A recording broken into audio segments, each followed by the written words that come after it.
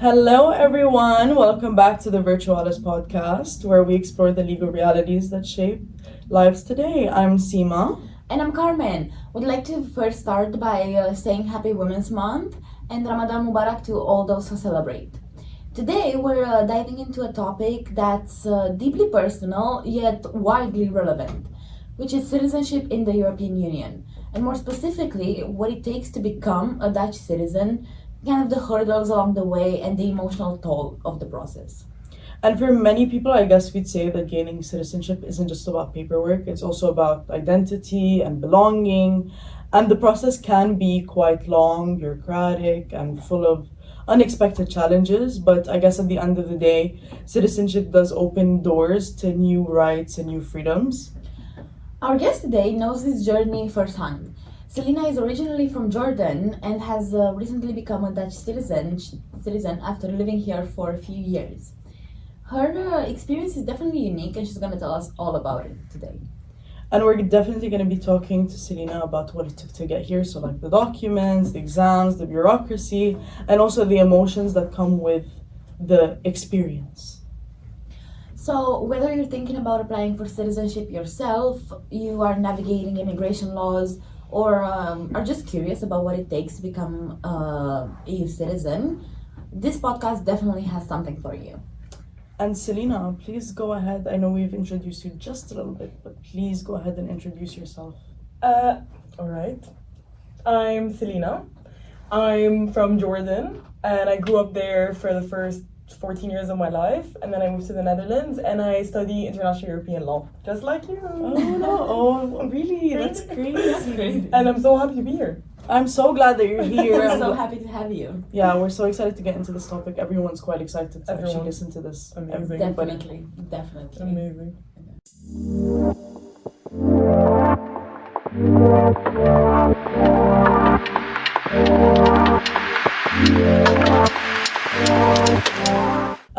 So Celina, we're gonna be asking you quite a few questions Okay. about your experience getting your Dutch citizenship. So I just wanted to start off by asking about your background and why you came to the Netherlands in the first place. Yeah, so like I mentioned, I grew up for most of my life in Jordan, so the first 14 years of my life were in Jordan. And then one day my dad was like, pack your bags. We're moving to the Netherlands. And obviously at first I was so scared, I only knew this one thing for so long, and we moved because of my dad's job. So he got a really good job opportunity, and we were like, okay, let's go. I guess it's happening. It's time. Yeah, and it was very difficult at first. I guess what was more difficult was processing it, because it was all I knew, and now suddenly I had to just leave it. But I'm very glad we moved. Yeah, I'm sure it was a very different, I'm sure it was a huge shift in cultures and thought processes and all of that stuff. Yeah. Being Jordanian myself, I know. I wanted to ask you, what made you apply for Dutch citizenship in the end? Was it always your plan since you moved here? Or did something push you toward it? Or just tell us a little bit about that. I think it was always in the plan. I think it was always in the plan for my parents. I think strategically it's the best move for me and my family. Especially I guess me and my brother, since we want to kind of stay in Europe, and we kind of the job opportunities here for us are better. I'm very interested in international law, and that's very, very relevant, especially in the Netherlands, in The Hague, where I did high school. So strategically, it was just the right move to do, and it's kind of always been in the plan, but also now, unfortunately, with the rise of more strict immigration laws and stuff like that, it's definitely the safer thing to do for us, for me and my family, so we can guarantee that we can actually stay here and live our lives. Yeah, definitely. I guess it's a good thing that happened. We also wanted to ask, how long did you live in the Netherlands before you actually were eligible to apply for the citizenship? In the Netherlands, it's 5 years. Okay. So once you've hit that 5-year mark of living here and and having your residence permit for 5 years, then you're eligible to apply either for a permanent residency or for a passport for citizenship. Is it different for like students? Like, is it different for someone that's working here or for someone that's like a student, like high school student, for example, like you were? You get what I mean? Like, yeah, I understand. No, not really. Like, it's not different. If you're a student, like you're a student at university and you have a student residence permit, then it's very different because I think each university year counts as half a year of living here. Oh, really? Yeah, so every 1 year counts as half a year.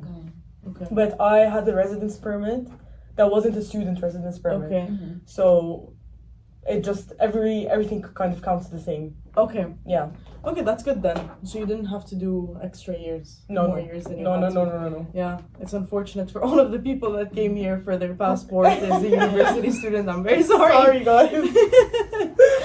So now we wanted to ask you about a bit about the actual application process and how that went. So first of all, could you walk us through the process of applying for Dutch citizenship, and I kind of like what were the key steps in it and like the bureaucracy and everything like that? I have to say the experience can look very different for everyone. Like me and I have, like my parents are also applying and my brother, and we're all in the same family and each of our experiences were so different from one another. So I can let you know about my experience, but not the general, you know. Obviously there were so many bureaucratic like hurdles, of course, but I have to say, I have to give it to the Dutch government. One thing the Dutch do well is they're extremely straightforward. Like, it's even in their personalities that they're so direct. It comes through in the bureaucratic processes as well. They're very organized. So it, you know, once you kind of have your head in the game and you're like, okay, I'm gonna do this, and you know the steps, then it becomes quite easy. And like, we had a lawyer helping us as well, which if you have the privilege of being able to get a lawyer to help you with this and with the immigration process, it's necessary. Like, it's a very helpful thing to have a lawyer help you out. Because, for example, I was exempted from doing the integration exams, which are like the language tests. But I wouldn't have known that if it wasn't for the lawyer and like showing. I was exempted because I've done years of Dutch in high school. So I was able to be exempted, but I had no idea until the lawyer said anything. So I have to say my process was significantly easier than most people because I didn't have to do the exams. The exams are quite straightforward. There's like listening, speaking, reading, writing, and like a culture test. And they're not too difficult. You know, if you've lived here for a while, you probably speak the language and you study for them, you have to pass. Well, yeah. If you're Depends on who you are. Yeah, and you have to pass all those exams. There's also some, if you don't work, you have to do this series of courses that takes quite a few weeks, like integrating you into the job market of the Netherlands. Which, it's a bit onerous, but it's not difficult. You know? But other than that, once you've done all the things that you have to do to even apply, like the tests and all of the integration requirements, you just go to the municipality where you live in, where you're registered. You make an appointment to apply for a passport. They take all your documents, and then the process kind of moves easier from then on.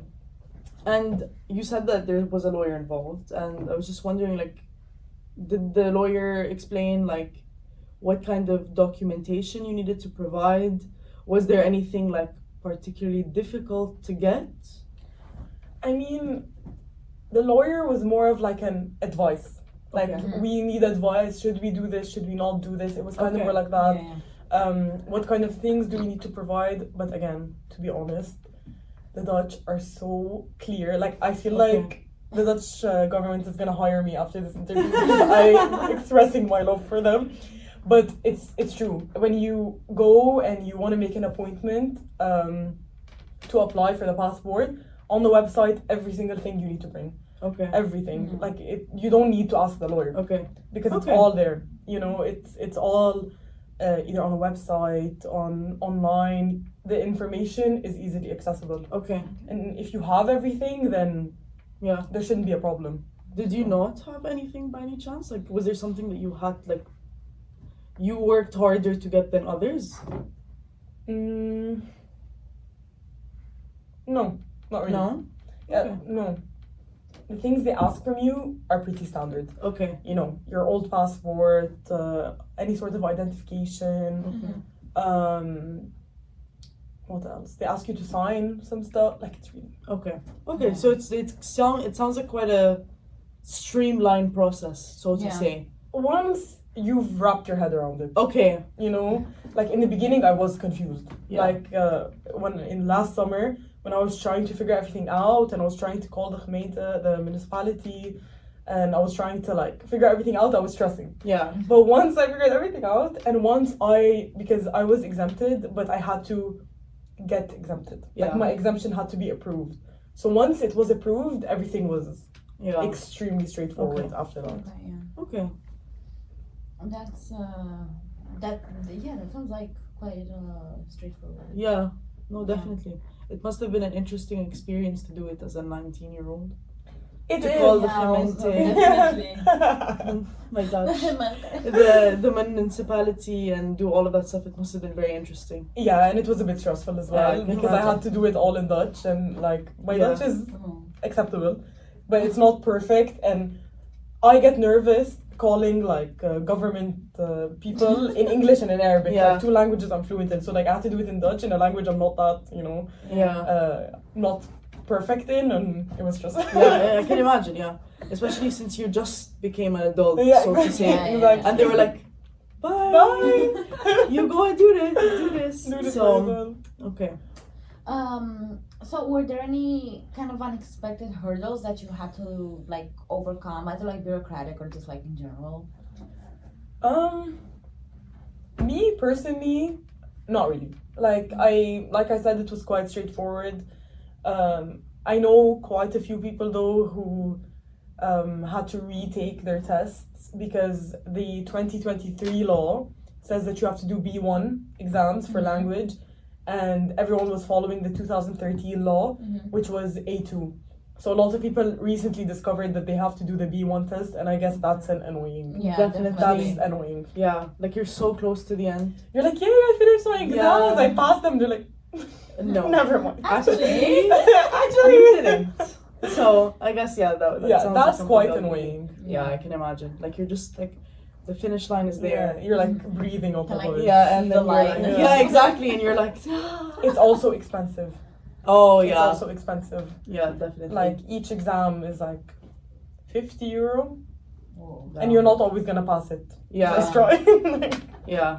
I guess it's like getting your license. so- yeah, literally. I met this woman when I was doing my ceremony for the nationality, and she told me she did the speaking exam 9 times before she passed. So sometimes Someone do the math, please. someone actually do the math, because That's €450. Yeah. I can just Whoa. we just for one exam, That's €450 for crazy. one exam, and she had to do the rest, of course. Yeah, that's awful. So But yeah. yeah, at least you didn't have to do So, that. exactly. yeah, exactly. Tell us a bit about the ceremony. It was cute. It was super cute, actually. Like we went to the Stadhuis, the city hall. Yeah. It's in the Grootmarkt. For the people in Groningen, I'm sure you've seen it.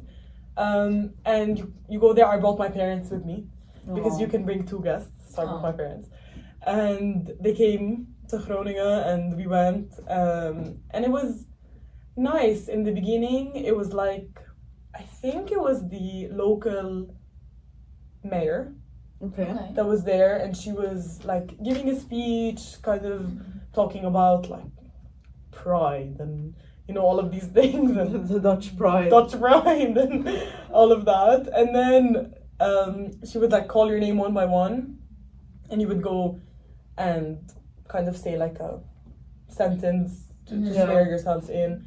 And they give you like 2 options. There's one like secular option and one religious option. Okay. And you got to choose which one you wanted to say. Yeah. And then after that, we all took a group photo. They gave me a little figurine of the Martini Tower. Oh, that's so cute. That's very cute. And then there was like snacks and like drinks and stuff like that. It was a nice day. Like, you know, it felt rewarding after work. I can imagine. After the work. And how long did that process take, like from the moment that you submitted your application to that ceremony? My ceremony was January 6th. Okay. And I think my appointment was around November. No, Okay. October. It was October 1st. I remember. Okay. It was October 1st. But to be honest, this is fast. I can imagine. This is fast because I did it. Obviously, I'm registered in Groningen because I live here. Mhm. But if I had to do it in The Hague, it would have taken so much longer. Yeah. Like for my parents, so much longer. Like Amsterdam, The Hague, like kind of all those countries. Wow. All those cities that are in the Randstad, like in the middle of the country, that are super busy and international. Yeah. Those, it takes months. Like, so I I got can lucky. imagine. So we're gonna talk about a bit about like the emotional toll that it took on you. So how did it feel when you first started the application process? Like, were you excited? Were you anxious? Were you like, what was the feeling when you had the appointment? I was not excited. I was not excited. I was extremely anxious. Again, I think it's the Dutch thing, and that I had to do it all in Dutch. And it's not like I'm having a conversation in Dutch. It's like I'm talking government terms with government people in a language I'm not super comfortable in. So that was nerve-wracking for me, I have to say. Like, going into the appointments, but I just need to have a bit more faith in myself. Like, they all went completely fine. Yeah. And I have to say, everyone was so nice. Like, Dutch people are so nice to them when you speak to them in Dutch. Like, they're such good people. When I guess that's the key requirement to get the Dutch people to be kind. It is. It really is. Like, they're so much nicer. Dutch people are kind in general. For every Dutch listener. I love We Dutch love people. you. I love Dutch Dutch people. person. Yes, I Right, love. We love us. We're amazing. But yeah, like, I think that was the main thing. I was anxious and like I've never done anything like this before, you know. Yeah. So, but then you kind of become desensitized to it after you've done it more than, you know, like one appointment definitely. after the other. You're like, okay, I've done this Yeah. before. been here, done that. Yeah, exactly. No, yeah. I can No. imagine. And like, was there ever a moment in that process where you took a step back and you were like, why continue this? No. No. Like, I would say I'm quite a realistic person, and realistically, this is the smartest thing to do. Yeah. You know, I love the Netherlands. I love living here. Like, I can see myself living here for a really long time, and if not here, other places in Europe. Yeah.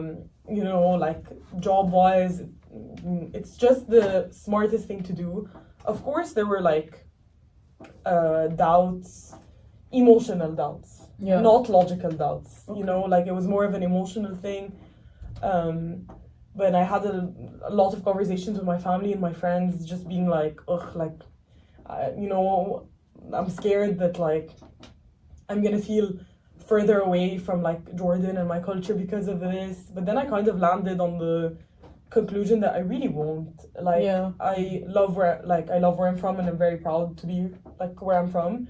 And I've noticed even before I started this whole process that moving to the Netherlands kind of brought me closer to Yeah. Jordan, because I really started to appreciate it. And, Yeah. You know, like, I started listening to Arabic music and like Yeah. really valuing having like Arab friends in my life and speaking Arabic and all of these things. So I really don't think this will change Yeah. my identity. No, definitely. Because I guess distance makes the heart grow fonder in Indeed. every way. Definitely. Because I feel like we all kind of feel the same way, Yeah. no? Yeah. Because when I left Dubai, my home, my land, I definitely felt a stronger sense of belonging, Yeah. weirdly enough, Definitely, with the yeah. people who are from Dubai. Yeah. And also from Jordan, by the way. Like, meeting Celina and being friends with more Arabs here, Yeah. I've definitely grown to be more closer to Yeah, that part of of my course. identity. Yeah, I feel like that's a universal experience. Yeah. For, like, Yeah. anybody who like emigrates, who like leaves home. I feel like that's a No, thing definitely. in general. Yeah. Yeah. Yeah, I can imagine. Mm. So, our next question is, how did it feel when you like received the confirmation, when you got the I'm assuming it was an email or something that's like, you got the citizenship. Yeah. You're officially a Dutch citizen. Like, was it relief? Was it joy? Like, what was it? How did it feel? It was a letter. You're right. The Dutch people are traditional. They love their letters. I almost expected a pigeon to come to my door. But yeah, I got the letter being like, your application has been approved, and that's kind of the first step. And then you have to wait until they send you another letter telling you when your ceremony is. Okay. And once the ceremony happens, then it's confirmed. But it's basically confirmed from that first letter where they tell you your application's been approved. I was happy. I was relieved. I was extremely relieved because you never know how it can go with these kinds of things, and I was very relieved. Yeah. Like it was a happy moment. I know my parents were relieved as well. You know, because it's work, you know what I mean? And like my parents like worked hard for us to have this opportunity, so I also felt very grateful to them. You know, because for them it like also isn't that easy to, like, I was yapping about myself earlier and how it was so sad to move, but like my parents are older and they've experienced their whole lives in Jordan. And it must have been very sad for them to leave, but they logically knew it was the best opportunity for me and my brother and our family in general. So it's kind of like the accumulation of all their work is like coming into this kind of reward, you know, of like having a Dutch citizenship and being very comfortable in the country. So it was happy. You know, I was relieved. After the work of speaking Dutch, using governmental words in Dutch. I swear. I can It caused imagine. me so much anxiety. I can imagine. And they kept on like no caller IDing me. Oh no. Which is a whole other ball game. During the summer, I would get like spam calls. No caller ID, and I'm like, what the hell is happening? Like, I would like send screenshots to my friends. I'm like, guys, who's no caller IDing me? And then I get an email from the gemeente, and they're like, your application's been closed because you keep on ignoring our calls. And then I'm like, and then I called them, and I was like, no, please reopen my case. And they did. They were very nice about it. Thank you, gemeente Groningen, for being so understanding. Shout out. Shout out to all of the Dutchies. Yeah, true. We love you. We do. Even if you don't love us, but it's fine. It's fine. Also true. You don't count. Like, they love you for Yes. sure. Yeah, they got you. They got you in. So they love you. You're here to stay. I'm here to stay. Yeah, not us. You're not gonna get us. And did you have to give up your Jordanian citizenship? Yes, I did. I unfortunately have to give up my Jordanian citizenship. That's the thing about the Netherlands. You can't have to. Like, unless you're born with them. Because I know people who have a Dutch passport but also have another passport, but they were born with both. So then that's fine. But if you acquire your passport through naturalization, you have to give up your other passport. Okay. So yes, I have to give it up. And so the only way you can have dual citizenship is if you're born. Yeah. Okay. And how does I'm that pretty sure. make you feel? Not great. Yeah. Like sometimes I think about like how when I have to fly back to Jordan, I have to go and stand with all the white people. With the foreigners. Yeah, and then I'm gonna go to the guy and speak to him in Arabic, and he's gonna be like, "Why are you standing here?" And I'm gonna have to be like, I'm Dutch, actually. I'm Dutch. Please don't speak to me. You're just gonna speak to him in English. Imagine. Obviously, there's some emotional aspects to it. You feel like you're kind of losing a bit of your identity, maybe, because I feel like as a society we tie so much of our identity to actual physical documents and stuff like that, and I understand why, because now like my nationality on systems like for in the airport and here it's Dutch, you know.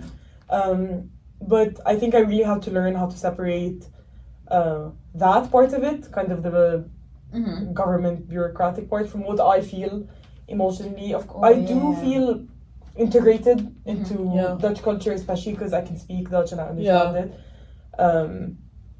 and I know the country very well.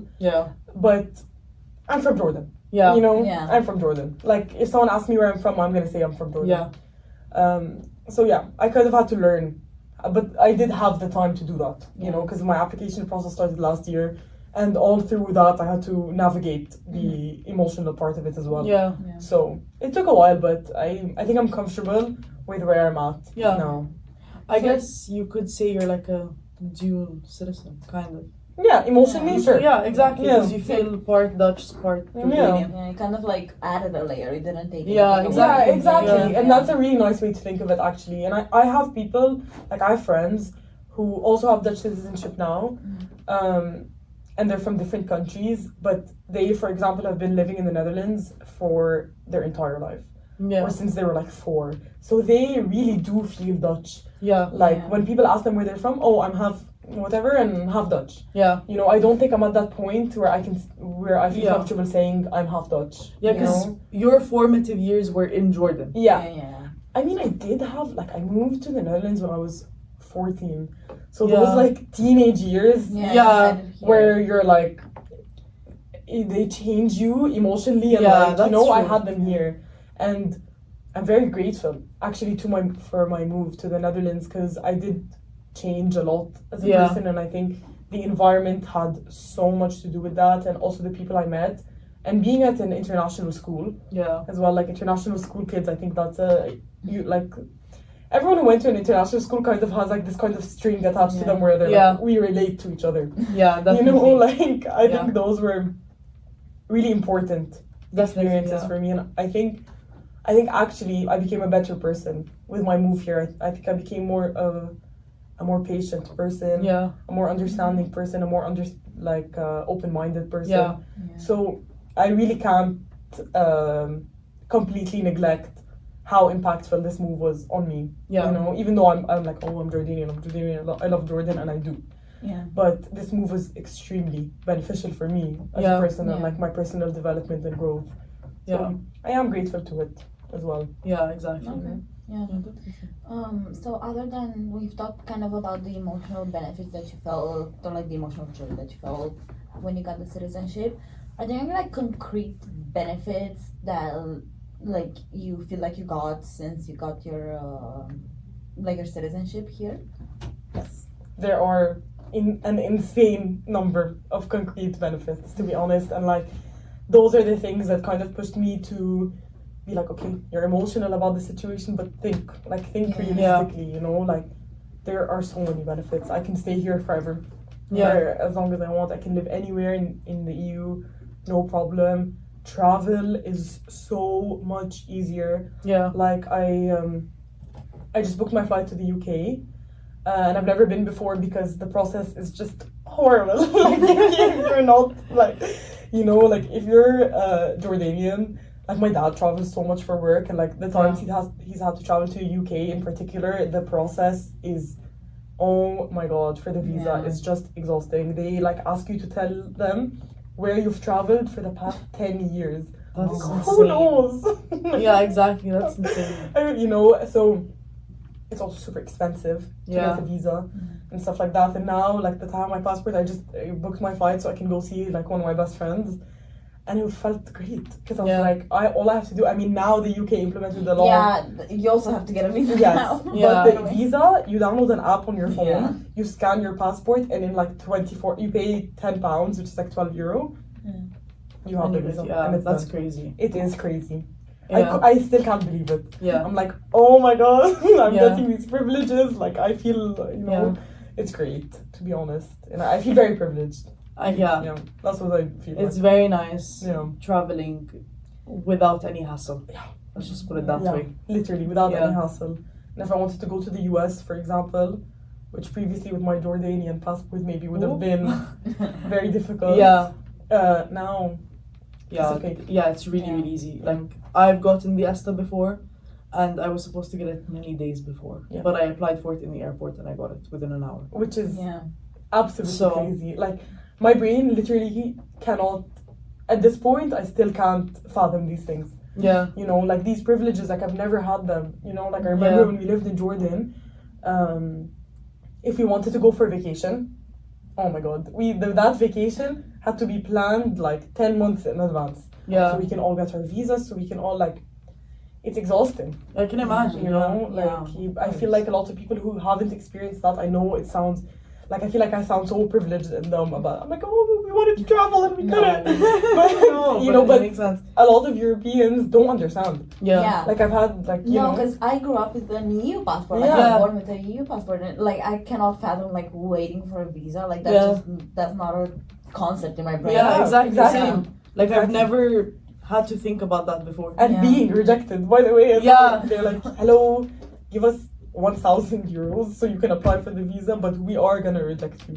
You're like, oh, Thank really? you so much. That's so nice. It's so nice of you guys. I remember when my dad got his French citizenship. Mm-hmm. Oh, your dad is French? Yes, he has French because of my mom. Really? Yes. So when he got it, his life changed because he travels a lot for work. So now he didn't need any more visas. Mm-hmm. He could go wherever he wanted in the EU. Like his life changed. He was like, "This is the best thing ever." Yeah, it is. It's great. Yeah. Like it's I feel very privileged and lucky and grateful. Yeah, and like, do you think there's any other benefits other than the travel, like work opportunities or access to services, all of that kind of stuff? Like, work opportunities for sure. I think a lot of like maybe in the Netherlands not so much because I had my residence permit and it was functioning. Yeah. But if I wanted to work like anywhere else in the EU, a lot of companies, institutions or whatever, would rather take people with an EU citizenship because they don't have to fund their residence permit. Yeah. You know, because obviously it's a big hassle for companies to organize a person's residence permit if they want to live there and stuff like that. So now it's just very easy because I can just go. Yeah. And like the companies I work for don't have to worry about that. I mean, even now for exchange, I feel much more comfortable applying for exchange because no matter where I go, the process is going to be so much easier. Yeah. Because, you know, I don't have to be pulling my hair about the visa and all of these things. So, yeah, you just feel very like, oh my God, you know? And I guess like a lot of people take it for granted because they just have it. But now I'm in this phase because I like recently got the passport. I'm like, oh exactly. God. Like wait till you experience the lines in the airport. Oh my God, I'm so excited. Like that's an interesting one. Yeah. Because you're like, or when you travel with someone who doesn't have an EU passport and you're like, see you later. Yeah. See you on the other side. See you in 20 minutes. Yeah, exactly. You're like, see you in like 30 minutes, y'all. So, but has anything like changed in your daily life, like your actual like routine and stuff like that? Like, has anything?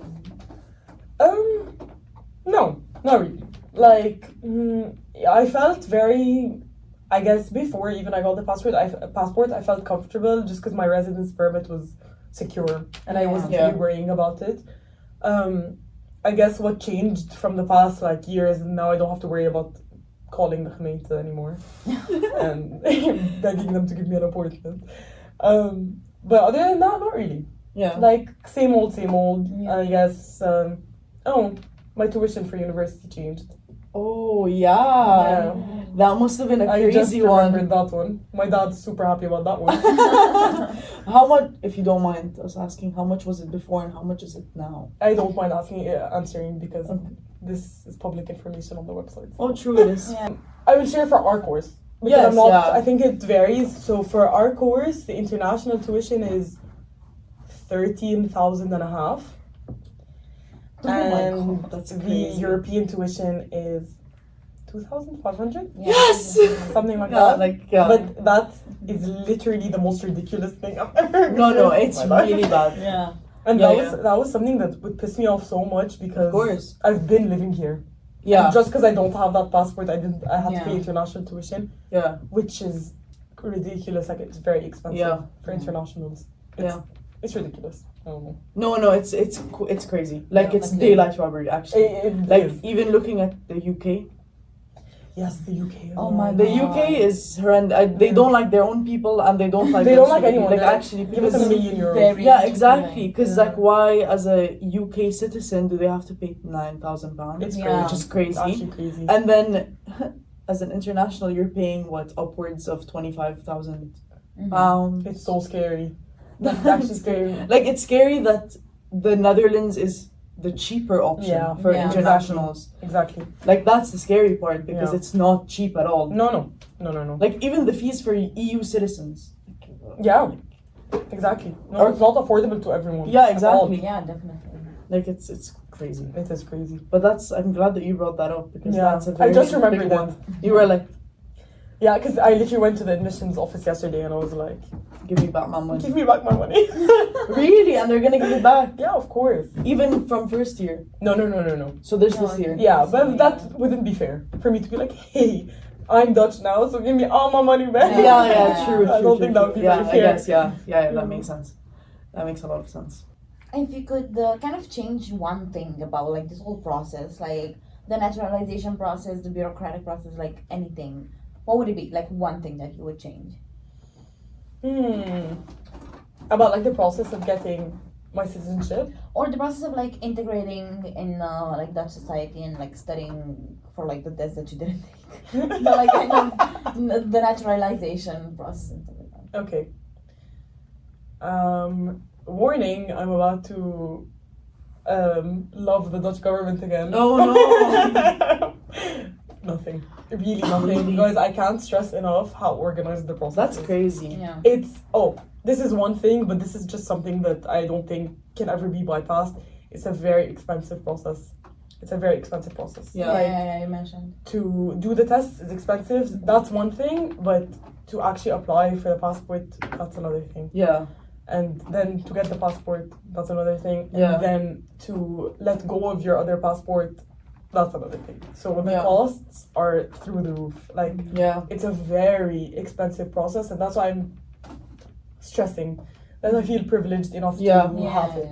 No, You definitely. know, because it's not affordable to everyone at all because it's extremely expensive. So I guess maybe that's the only part that maybe I'm a bit hesitant about. But other than that, guys, like They did their job. they did Yeah. their- and especially since I've heard experiences from people who got citizenship from other European countries Yeah. and their experiences compared to mine in the Netherlands, like I have to give it to Yeah. the Dutch government. Mhm. Very straightforward. Yeah, from what I remember, even from my dad getting his French citizenship, that one took a long time. I heard France is a bit tough. Yeah, Yeah. it took him a long time. Like Yeah. the tests and everything, it took a long time for Yeah. him to get to that point where he could even apply for it in the first Exactly. place. No, like So, yeah, I Yeah. mean, congrats to the Groningen government or Yes. whoever. Dutch government. Yeah, The Dutch government. for being so organized. Yeah, Thank you, exactly. guys. We're so grateful to you. Yes. Please let us stay. So, looking back at the whole experience and everything that's happened since you were 14 and ending up here, what advice would you give someone who's considering to apply for the Dutch citizenship? I would say before you even start anything, think it through. Is like think about where your life is heading, kind of think about the benefits of it, weigh the pros and cons. Because I know for a lot of people, giving up their own passport Yeah. may not be easy. And Yeah. it wasn't easy for me, but for me in the long run, it was a much better idea. Yeah, I would say think about it, weigh the pros and cons, and then I would say read first. Read Yeah. about it, understand really what you have to do before you do it. So like Yeah. you know, I would also recommend doing the tests like after one another, like yeah, because also the results of your tests take a while to come out. Like they Yeah. take like 2 months okay. to get the results of your tests, which can be so like you're just sitting there. Wait, I wonder, you know. Yeah, So that's another thing I would advise. If you can get a lawyer, like Yeah. if you're in a position to afford that, then you should to help you. And don't try to bypass the Dutch government because they will. They'll get you. They'll get you. You know, like They'll catch you. everything works so much smoother if you're honest with Dutch people. Yeah, Like if you're like, oh, I did this, oh, I messed up, oh, this is what I have to do, then everything works so much better. I can you know? imagine. Because for Dutch people, like you shouldn't be worried if you're Yeah. applying for Dutch citizenship, if you're doing everything good, if you're being honest and you've done all the steps and all your documentation is with you, there's absolutely nothing to be nervous about. Yeah. Like, you just give it to them, they take it, they process it, and everything is fine. So just be calm, you know, and trust that you're doing the right thing for yourself as well. You know? Dutch. You're Dutch. Yes, you're Dutch. Love the Dutch. No. Thank you so much for joining us. That was all of our questions. Do you have anything else to add that you feel like you need to like say for the viewers or anything? No. Put me on the spot. You put me on the spot there. No. Sorry. Love you guys. That's my message. My fans. My fans love you so much. Well, we just want to say thank you so much for joining us. Thank you for having me. And yeah, we hope we can do this again soon. Hopefully, I love this. Isn't it so fun? It's really fun, right? Yeah. It's great. It's really, really fun hearing yourself in your ears. Yeah. Like, you guys don't know. Yeah, you guys don't. It's very fun. If you know, you know. just get to hear us in your ears. Yeah, but we hear, I just heard Celina laugh in my ear. Like, it's very enjoyable. I really like it. Yeah. So that was definitely a very insightful conversation. Yeah. I'm glad. And I think your story definitely highlights how complex and personal the journey for citizenship can actually be. Yeah. Like, it's not just about filling out forms, it's also about navigating a whole new system and proving yourself to the Dutch. Like, you've never had to do before, you know? That's And also managing the emotional weight of letting go of your Jordanian citizenship and all of that. Yeah. So, That's the whole thing. yeah, definitely. And I feel like it's different for everyone, like as you said, like that really made an impact on me because like the outcomes can vary so much in like individual circumstances, whether it's like legal, financial, or just timing, I guess, like can really shape someone's future in like completely different ways. And I think what will really stand out, what stand out to me, and I think what will stand out to the audience a lot is definitely the emotional part about all of this, because like the stress, anxiety, moment of relief, but also bittersweetness, let's It's very say, bittersweet. of letting go of one nationality to gain another one. But I guess that just comes with the aftermath of getting your citizenship, like questions 100%. about identity and belonging and all of that stuff. So Yeah, I mean, the question of does a passport like automatically makes you feel at home? I feel like that's such a big question. I feel like your story and what you just told us is like a reminder that legal status is just one part of the picture. It's not like the whole picture. So, I mean, integration, culture, personal experience, I feel like all play a role in shaping what citizenship really means. 100%. Yeah.